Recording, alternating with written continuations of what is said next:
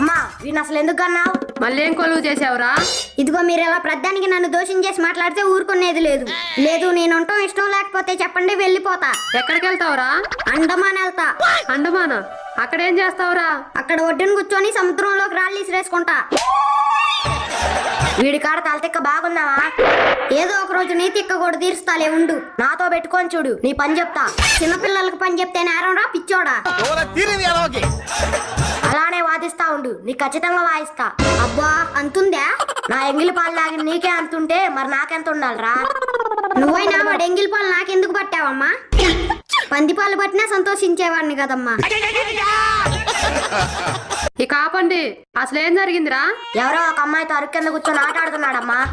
ఏరా నిజమా? అవును, బయట ఎండగా ఉందని అరుగు కింద కూర్చొని ఆట ఆడుకుంటున్నాం. తప్పేముంది?